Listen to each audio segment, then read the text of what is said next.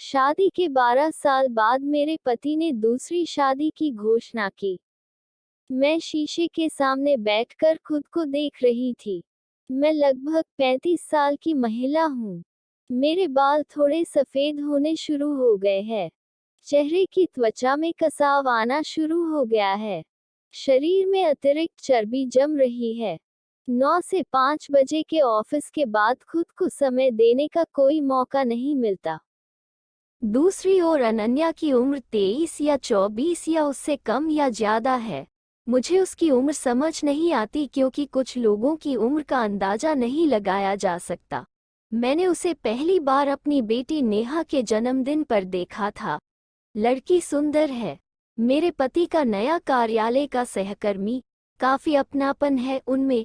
सभी पुरुषों का खूबसूरत लड़कियों से लगाव होना स्वाभाविक है। हालांकि मैंने इस पर ध्यान नहीं दिया, लेकिन दूसरों ने इस बारे में मेरे कान भरे। मेरी माँ आई और बोली, मुझे दामाद का रवैया अच्छा नहीं लग रहा, समय रहते ही बांधो उसे। मैंने मुस्कुराया, पति कोई गाय भैंस है जिसे मैं बांध कर रखूंगी? हमारे 2 बच्चे हैं, एक बेटा और एक बेटी। 7 साल का बेटा निर्णय और 3 साल की बेटी नेहा। मैं अपने पति पर कभी शक नहीं करती। उसके साथ झगड़कर कभी मायके नहीं गई। उसके पास रहकर उसे समझाना चाहा। उसकी नई शादी के बारे में सुनकर भी मैंने चिल्लाया नहीं। हम दोनों हमेशा की तरह एक ही कमरे में रहे। शनिवार सुबह मैंने बच्चों को मेरी माँ के पास भेज दिया। मैंने अपने पति से कहा, मैं तुम्हारे साथ बाहर जाना चाहती हूँ। वह भी जाने को तैयार हो गया। कई वर्षों के बाद हम दोनों एक रिक्शे में सवार हुए। मेरे बाल हवा में उड़ रहे थे। मेरे पति ने पहले की तरह मेरे बालों को नहीं संवारा। मुझे अब पहले की तरह उससे शर्म महसूस नहीं हुआ, लेकिन अच्छा लगा। हम शहर के एक शिशु सदन में आए। मेरे पति ने मेरा हाथ खींचते हुए कहा, क्या ये घूमने की जगह है? यहाँ क्यों? मैंने उसे कोई जवाब नहीं दिया और उसके साथ अंदर चली गई। कार्यालय से अनुमति लेकर मैंने अंदर सभी बच्चों के कमरों को देखा।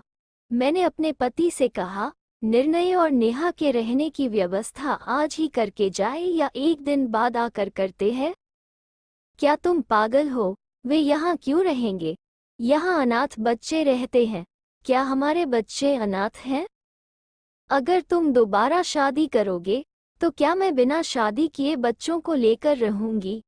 अगर मैं शादी करूंगी, तो न तो मेरे पति और न ही तुम्हारी पत्नी हमारे बच्चों को रखना चाहेंगे। इसलिए पहले से ही बच्चों का व्यवस्था करना बेहतर है।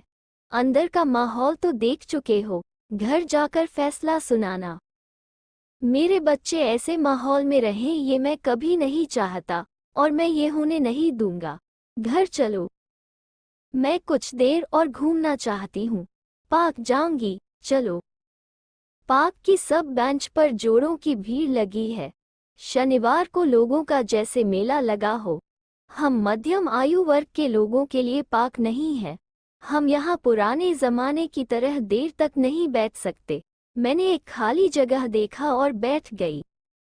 अंकिता, तुम दूसरी शादी के बारे में सोच रही हो, तुमने मुझे बताया नहीं। जब तुमने मुझे बताया उसके बाद मैंने सोचा, मेरी उम्र ज्यादा नहीं है, सिर्फ 35 की है। अगर मैं अब शादी कर लूं, तो समाज स्वीकार करेगा पर बाद में नहीं मानेंगे। मैं जिंदगी भर अकेले नहीं रह सकती। तभी सोचा, क्या तुम सचमुच चाहती हो कि हमारे बच्चे शिशु सदन में रहें? वे मेरे साथ रहेंगे। मैं अनन्या को सब कुछ बता दूंगा। मुझे नहीं लगता कि अनन्या हमारे बच्चों को अपनी नई जिंदगी में अपनाएगी। इसके अलावा बच्चे मुझे अपनी माँ के रूप में जानते हैं। वे कभी किसी और को माँ के स्थान में स्वीकार करने में सक्षम नहीं होंगे।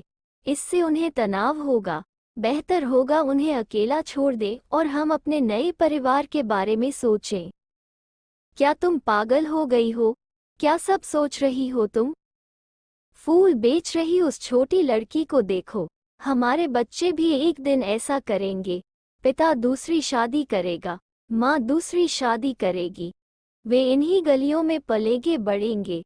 पिता दूसरी शादी कर अलग रहने पर माँ अकेली उन्हें पालन पोषण कर सकती है, लेकिन उन बच्चों पर मानसिक पीड़ा बनी रहती है। मैं ये सब नहीं संभाल सकती। तुम एक माँ हो, माँ सब कुछ त्याग सकती है, क्यों पिता नहीं कर सकते? मेरे पति उस दिन चुप थे। मैंने उससे और कोई सवाल नहीं किया। बस इतना कहा कि समय लो फिर फैसला करो। और फिर शादी के 30 साल गुजर गए। मेरे पति ने कभी दूसरी शादी के बारे में बात नहीं की। मेरी उम्र बढ़ रही है, लेकिन मैंने किसी सौंदर्य प्रसाधन से अपने पति को रोकने की कोशिश नहीं की है। मैंने उसे बस यही समझाया कि अब हम चाहकर भी बहुत कुछ नहीं कर सकते, क्योंकि हम माता पिता हैं। हमारे बच्चे भगवान की दी हुई धरोहर हैं।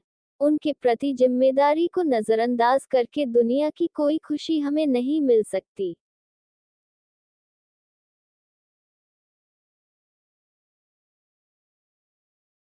कहानी को अंत तक सुनने के लिए आपका बहुत बहुत धन्यवाद।